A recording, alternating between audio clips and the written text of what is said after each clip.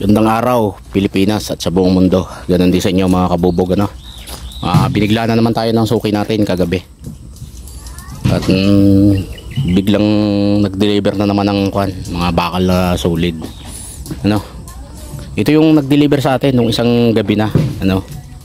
Napakabigat ng mga bakal na to mga kabubog. Testingin mo nga kung ilang kilo isa. Napakabigat, ano?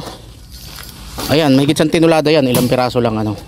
Pagkabuo yan, nasa 45. Pinutol-putol na ng kapatid ko. Yun yung dineliver nung isang gabi. Ilang kilo? Ano mga kabubog, oh. Kulang-kulang 20. Kaputo lang. Ano, napakabigat. Ayan, oh. May mga thread yan mga kabubog, ano? Yan ay yan ay gamit ng isang company na nagkakabit ng internet. Yung hindi tayo sigurado kung internet nga, no? Internet company, pero hindi ko alam kung anong yan. Kasi pang yan eh, yung sumusuot sa ilalim ng lupa, ano? Pinagkakabit-kabit nila yan, may trade mga kabubog, may trade siya, pinagkakabit-kabit. Pagkabit-kabit daw yan, nasa 100 piraso, 80 hanggang 100 pirasong kabit-kabit. So napakalayo nun, sa ilalim ng lupa ang daan, ano? So nagpalit sila ng 52 isang piraso, ay 3 piraso. Nagpalit sila ng bago, ano? Kaya yung iba dyan may mga tama na. Tingnan nyo mga kabubog, pakita ko sa inyo, ano? Kaya tulad ito, ayan, bingot na. Ayan, ayan, naputo lang trade. Ayan, ito, ayan.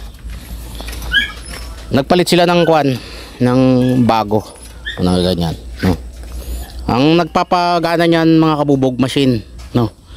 Ina-assemble nila, dinuduksong-duksong para dumaan sa ilalim ng lupa, no?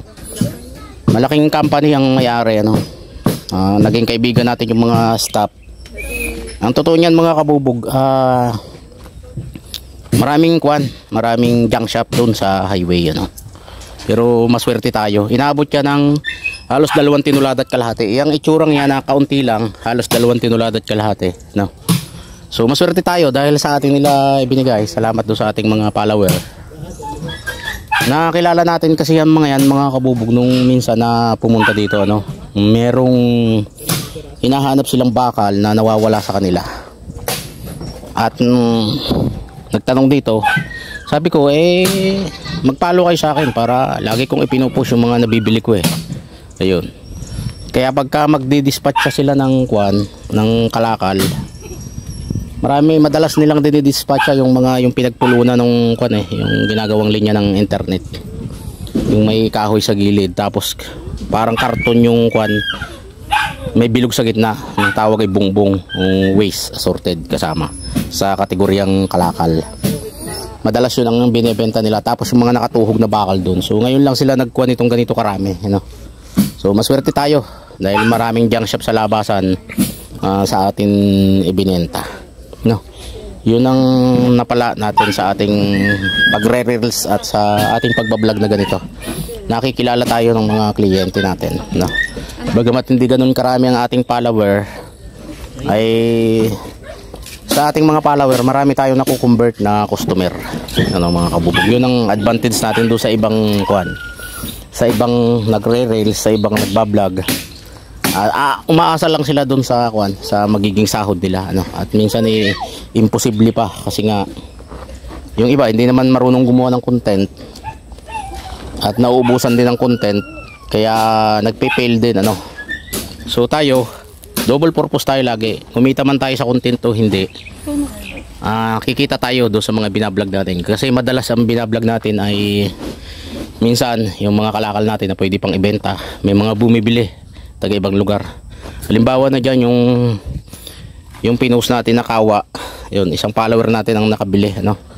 Taga Butuan City pa, ay taga Bohol pa, yun. So magdi-deliver tayo ng bakal ngayon, assorted, no? Punong-puno yan mga kabubog. So mamaya pangalawang biyahe, sulit ang ibabanat natin, no?